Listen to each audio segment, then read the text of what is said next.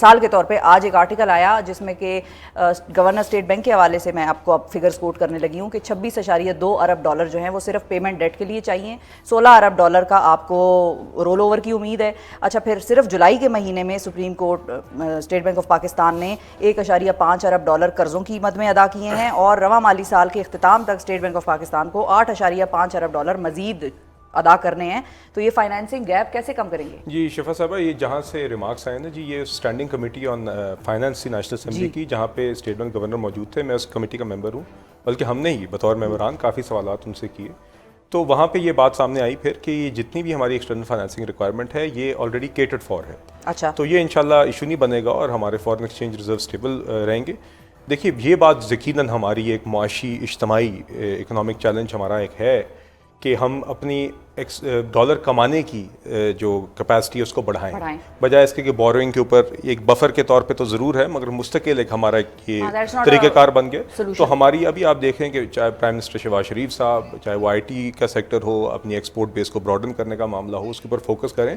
और जब तक हम मुस्तकिल अपनी डॉलर कमाने की सलाहियत नहीं बढ़ाएंगे एक्सपोर्ट्स की सूरत में, ताकि सालाना तौर पे आपके मुस्तकिल अर्निंग ना हो, तब तक हम इस IMF प्रोग्राम की दलदल से नहीं निकल सकेंगे। और इंशाल्लाह अब हमें उम्मीद है कि जिस ट्रैक पे अब हम चढ़ गए इसमें यकीनन मेहनत भी दरकार है, काफ़ी मराहिल हैं, मगर इंशाल्लाह हम इसमें आगे चलेंगे। जहाँ तक बात की दानियाल साहब ने इन्फ्लेशन की, तो देखिए हमने देखा कि पिछले गुज़िश्ता 3 माह में, या गुज़िश्ता जो ख़ास तौर पे जो अभी इन्फ्लेशन आई है जुलाई की माह की 11.1%, ये पिछले 3.25 साल की कम तरीन शरह है। क्या इसका मतलब ये है कि हमारी मुश्किलात ख़त्म हो गई हैं? हरगिज़ नहीं। क्या इसका मतलब ये है कि शरह मज़ीद नीचे नहीं जानी चाहिए? हरगिज़ नहीं। लोगों की क़ुव्वत ख़रीद बढ़ानी है, उसमें महंगाई भी कम करना ज़रूरी है, उसमें लोगों की रोज़गार बढ़ाना भी ज़रूरी है, ताकि वो उनकी कमाई भी बढ़े और उस कमाई से जो वो ख़रीद सकते हैं उसमें भी इजाफा हो। ये चैलेंज ज़रूर है, मगर आहिस्ता आहिस्ता बेहतरी आई है। आज भी अब बिजली के नर्ख में फ्यूल एडजस्टमेंट की मद में 77 पैसे का एक नर्ख में बेहतरी आई है, मतलब कि कमी आई है। और आगे मजीद भी तरीक़ेकार ढूंढे जा रहे हैं कि बिजली के नर्ख को कम किए जाएँ। आपने आटे की कीमत देखा कम हुई, रोटी की कीमत कम हुई। ये चंद माह के अंदर ही, फरवरी में जब हमारी हुकूमत आई थी तो महंगाई की शरह 23% पे थी, ये आज 11.1% पे खड़ी है। अच्छा। तो इसका मतलब ये नहीं है कि मुश्किलात ख़त्म हो गई हैं, मगर सही डायरेक्शन में जा रहे हैं और इंशाल्लाह आगे बेहतरी आएगी। लेकिन डायरेक्शन ही को स्टेट बैंक ऑफ पाकिस्तान के जो गवर्नर हैं उन्होंने क्वेश्चन किया उसी स्टैंडिंग कमेटी में, जब जिसका आप जिक्र कर रहे हैं, उन्होंने ये कहा है कि 13.5 से 15 तक ये हमारी महंगाई चली जाएगी। और आटे पे क्योंकि आपने पॉइंट किया है तो वो मैं आपको बता दूं कि आटे पे उन्होंने कहा कि इनकी कीमतें मजीद बढ़ेंगी इस साल की सर्दियों तक और फिर उससे महंगाई बढ़ेगी। ऐसा उन्होंने नहीं कहा, मैं आपको बताता हूँ उन्होंने कहा क्या। उन्होंने मेरे पास फिगर्स मौजूद है, उन्होंने कहा जी इस साल की महंगाई की शरह एवरेज वो एक्सपेक्ट कर रहे हैं कि 11.5 से 13.5% के दरमियान होगी, जो इनका एक कंजर्वेटिव एस्टिमेट है। पिछले 3 माह के अंदर ही महंगाई की शरह 11-12% पे रही है, अभी भी 11.1% पे है। हमने वहाँ पर उनसे ये सवाल किया था, जो सवाल में आज भी I stand by that question, कि पॉलिसी रेट जो है, जो आपका स्टेट बैंक का इंटरेस्ट रेट है, वो 19.5% पे है। तो मेरा उनसे ये सवाल था कि अगर आपकी हाईएस्ट एक्सपेक्टेशन भी इस साल की इन्फ्लेशन की 13.5% है, तो इतना ज़्यादा गैप क्यों है? पॉलिसी रेट मजीद कम होने की गुंजाइश है। मैं आज भी समझता हूँ ये policy rate monetary policy committee जो इसकी एक अपनी इंडिपेंडेंस है वो तय करती है, मगर मैंने स्टेट बैंक गवर्नर साहब से उस कॉन्स्टिट्यूशनल फोरम को इस्तेमाल करते हुए ये सवाल ज़रूर किया था, और आज भी मैं समझता हूँ कि गुंजाइश है कि पॉलिसी रेट कम हो, जिससे हमारी हुकूमत के भी इंटरेस्ट एक्सपेंस कम होगा और मोर इम्पॉर्टेंटली हमारी जो मईशत में ग्रोथ है, इकोनॉमिक एक्टिविटी, इसमें इजाफा होगा। तो आगे भी मॉनेटरी पॉलिसी कमेटी की मीटिंग्स मजीद आएंगी। मैं उम्मीद करता हूँ कि आगे हकायक को मद्देनजर रखते हुए पॉलिसी रेट में कमी आएगी।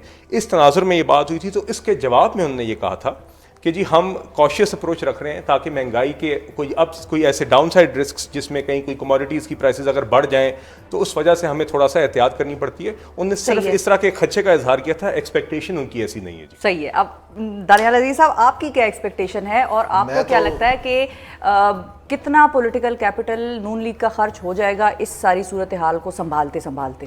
मैं तो मीटिंग में नहीं था जी। लेकिन आपने हम दोनों की तो कन्वर्सेशन एक तरह आज से मैंने आज 3 अखबारें पढ़ी हैं, डॉन, द न्यूज़ और एक्सप्रेस ट्रिब्यून। तो उन तीनों की रिपोर्टिंग ट्रायंगुलेट कर रही है कि स्टेट बैंक गवर्नर जो जमील अहमद साहब हैं, उन्होंने इस मीटिंग में कहा है कि आप इन्फ्लेशन में एक अपटिक एक्सपेक्ट कर सकते हैं। और जो रिस्क थे उन्होंने कुछ रीजनल इश्यूज भी बताया कि जो फ़लस्तीन में अगर जंग बढ़ गई, इस तरफ आ गई, ईरान का जो सिलसिला चल रहा है, और अगर तेल की कीमत पे इफेक्ट हुआ वगैरह वगैरह, ये सारी बातें। लेकिन बहरहाल ये कोई अजूबा नहीं है। उसकी वजह यह है कि IMF ने भी अपना रिसेंटली अपग्रेड किया है, यानी उनका पहले 12% था इस साल की एवरेज इन्फ्लेशन, और उन्होंने 12.7% कर दिया है। ये जून से पहले की मैं बात कर रहा हूँ।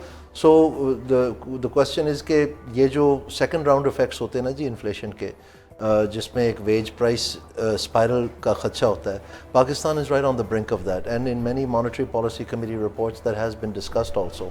सो ये जो ख्वाहिश है ना हमारी कि इंटरेस्ट रेट जल्दी से कम हो और हम पुराने पाकिस्तान की इकॉनमी पे चलें, इससे महंगाई होगी ही होगी। अच्छा। और दूसरी बात यह है कि पाकिस्तान का जो प्रोडक्शन फंक्शन है ये प्रीपॉन्डरेंस है इंपोर्ट्स के लिए, तो जैसे ही आप ग्रो करते हैं तो इंपोर्ट्स बढ़ जाती हैं, डॉलर ख़त्म हो जाते हैं। सही है, लेकिन वही सवाल है कि मैं आपको ये कह रहा हूँ कि ये without changing that production function business as usual से काम नहीं चलना, और ये बहुत जल्दी समझ आ जाएगी इनको। मैं आपको आने वाले 6-8 महीने की बात बता रहा हूँ, फिर ये दोबारा सर पकड़ के बैठे होंगे कि ये हम क्या कर बैठे। कौन ये government.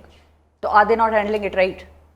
If this is the idea that all we have to do is lower the interest rate and our debt payments will go down and the economic growth will go up and things should be fine, then definitely we're headed for trouble.